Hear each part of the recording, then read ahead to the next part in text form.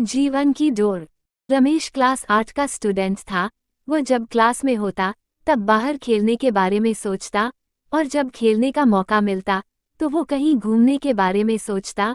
इस तरह वो कभी भी प्रेजेंट मोमेंट को एंजॉय नहीं करता, बल्कि कुछ न कुछ आगे का सोचा करता। उसके घर वाले और दोस्त भी उसकी इस आदत से परेशान थे। एक बार रमेश अकेले ही पास के जंगलों में घूमने निकल गया। थोड़ी देर चलने के बाद उसे थकान हो गई और वह वहीं नर्म घासों पर लेट गया।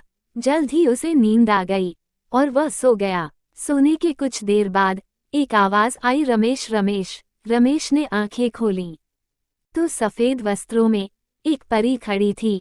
वह बहुत सुंदर थी और उसने अपने एक हाथ में जादुई छड़ी ले रखी थी और दूसरे हाथ में एक मैजिकल बॉल थी जिसमें से एक सुनहरा धागा लटक रहा था।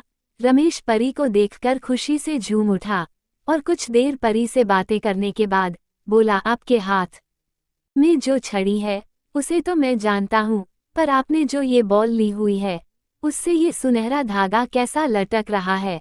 परी मुस्कुराई, रमेश ये कोई मामूली धागा नहीं, दरअसल ये तुम्हारे जीवन की डोर है। अगर तुम इसे हल्का सा खींचोगे तो तुम्हारे जीवन के कुछ घंटे कुछ सेकंड्स में बीत जाएंगे। यदि इसे थोड़ा तेजी से खींचोगे तो पूरा दिन कुछ मिनटों में बीत जाएगा, और अगर तुम उसे पूरी ताकत से खींचोगे तो कई साल भी कुछ दिनों में बीत जाएंगे। तो क्या आप ये मुझे दे सकती हैं? रमेश ने उत्सुकता से पूछा। हाँ हाँ, क्यों नहीं, ये लो पकड़ो इसे। पर ध्यान रहे, एक बार अगर समय में तुम आगे चले गए तो पीछे नहीं आ सकते। परी ने जीवन की डोर रमेश के हाथों में थमाते हुए कहा और फौरन अदृश्य हो गई। अगले दिन रमेश क्लास में बैठा खेलने के बारे में सोच रहा था, पर टीचर के रहते वो बाहर जाता भी तो कैसे। तभी उसे परी द्वारा दी गई सुनहरे धागों वाली बॉल का ख्याल आया। उसने धीरे से बॉल निकाली और डोर को जरा सा खींच दिया। कुछ ही सेकंड्स में वह मैदान में खेल रहा था। वाह, मजा आ गया, रमेश ने मन ही मन सोचा। फिर वह कुछ देर खेलता रहा, पर मौजूदा वक्त में ना जीने की अपनी आदत के अनुसार वह फिर से कुछ ही देर में ऊब गया और सोचने लगा, ये बच्चों की तरह जीने में कोई मजा नहीं है। क्यों न मैं अपने जीवन की डोर को खींचकर जवानी में चला जाऊं। और झटपट उसने डोर कुछ तेजी से खींच दी। रमेश अब एक शादीशुदा आदमी बन चुका था और अपने 2 प्यारे प्यारे बच्चों के साथ रह रहा था। उसकी प्यारी माँ, जो उसे जान से भी ज्यादा चाहती थी, अब बूढ़ी हो चुकी थी, और पिता, जो उसे अपने कंधों पर बैठाकर घूमा करते थे, वृद्धा और बीमार हो चले थे। इस परिवर्तन से रमेश अपने माता पिता के लिए थोड़ा दुखी जरूर था, पर अपना परिवार और बच्चे हो जाने के कारण उसे बहुत अच्छा महसूस हो रहा था। 1-2 महीने सब ठीक ठाक चला, पर रमेश ने कभी अपने वर्तमान को आनंद के साथ जीना सीखा ही नहीं था। कुछ दिन बाद वह सोचने लगा, मेरे ऊपर परिवार की कितनी जिम्मेदारी आ गई है। बच्चों को संभालना इतना आसान भी नहीं, ऊपर से ऑफिस की टेंशन अलग है, माता पिता का स्वास्थ्य भी ठीक नहीं रहता।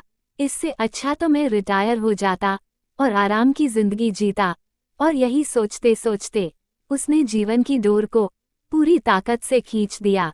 कुछ ही दिनों में वो एक 80 साल का वृद्धा हो गया। अब सब कुछ बदल चुका था। उसके सारे बाल सफेद हो चुके थे, झुर्रियां लटक रही थीं। उसके माता पिता कब के उसे छोड़कर जा चुके थे। यहाँ तक कि उसकी प्यारी पत्नी भी किसी बीमारी के कारण मर चुकी थी। वह घर में बिल्कुल अकेला था। बस कभी कभी दूसरे शहरों में बसे उसके बच्चे उससे बात कर लेते।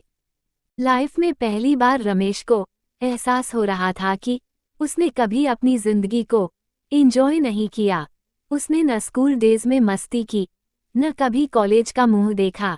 वो न कभी अपनी पत्नी के साथ कहीं घूमने गया और न ही अपने माता पिता के साथ अच्छे पल बिताए। यहाँ तक कि वो अपने प्यारे बच्चों का बचपन भी ठीक से नहीं देख पाया। आज रमेश बेहद दुखी था। अपना बीता हुआ कल देखकर वो समझ पा रहा था कि अपनी बेचैनी और व्याकुलता में उसने जीवन की कितनी सारी छोटी छोटी खुशियां यूं ही गंवा दी।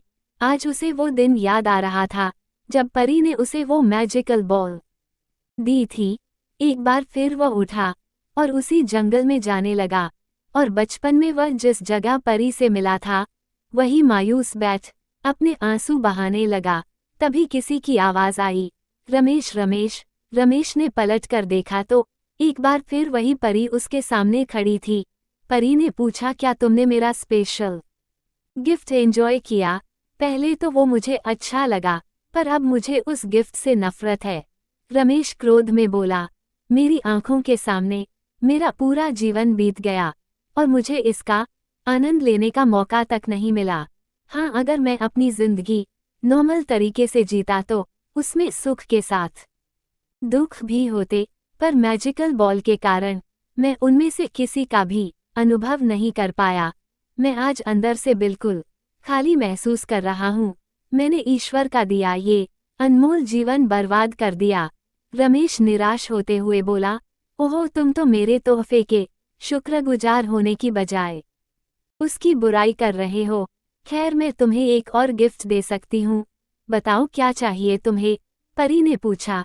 रमेश को यकीन नहीं हुआ कि उसे एक और वरदान मिल सकता है। वो खुशी से भावुक होते हुए बोला, मम मैं फिर से वही पहले वाला स्कूल बॉय बनना चाहता हूँ। मैं समझ चुका हूँ कि जीवन का हर एक पल जीना चाहिए। जो अभी को कोसता है वो कभी खुश नहीं हो पाता, उसका जीवन खोखला रह जाता है। प्लीज प्लीज मुझे मेरे पुराने दिन लौटा दो, प्लीज प्लीज प्लीज। न तभी एक आवाज आती है, उठो बेटा, तुम यहाँ इन जंगलों में कैसे आ गए, और ये सपने में? प्लीज प्लीज क्या बड़बड़ा रहे थे? रमेश आंखें खोलता है। अपनी माँ को आंखों के सामने देखकर वह कसकर उनसे लिपट जाता है और फूट फूट कर रोने लगता है। वह मन ही मन परी का शुक्रिया अदा करता है और कसम खाता है कि अब वो जीवन के अनमोल पलों को पूरी तरह जिएगा और डे ड्रीमिंग और कल के बारे में सोचकर अपने आज को बर्बाद नहीं करेगा। दोस्तों, क्या आप खुद को रमेश से रिलेट कर पा रहे हैं? कई बार ऐसा होता है कि हम आज की खूबसूरती को सिर्फ इसलिए नहीं देख पाते क्योंकि हम एक सुंदर कल के बारे में सोचने में खोए रहते हैं, या कई बार हम जो नहीं घटा उसके घटने की चिंता में अपने आज को चिता पर जला देते हैं, बर्बाद कर देते हैं। हमें ऐसा नहीं करना चाहिए। खुशियों के छोटे छोटे पलों को पूरी तरह जीना चाहिए। जीवन की डोर एक बार खींच जाती है तो फिर लौटकर नहीं आती। किसी ने सच ही कहा है, बीता हुआ कल कभी नहीं आएगा और आने वाला कल शायद कभी ना आए। इसलिए आज ही अपनी जिंदगी जी लो, आज ही खुशियां मना लो। आप इस बारे में क्या सोचते हैं? कृपया कमेंट के माध्यम से अपनी थॉट्स शेयर करें। उम्मीद करती हूँ कि यह कहानी आपको पसंद आई होगी। अगर पसंद आई है तो चैनल को सब्सक्राइब करें, इसे आगे शेयर जरूर करें, और यह जानकारी आपको कैसी लगी हमें कमेंट बॉक्स में जरूर बताएं। Thank you.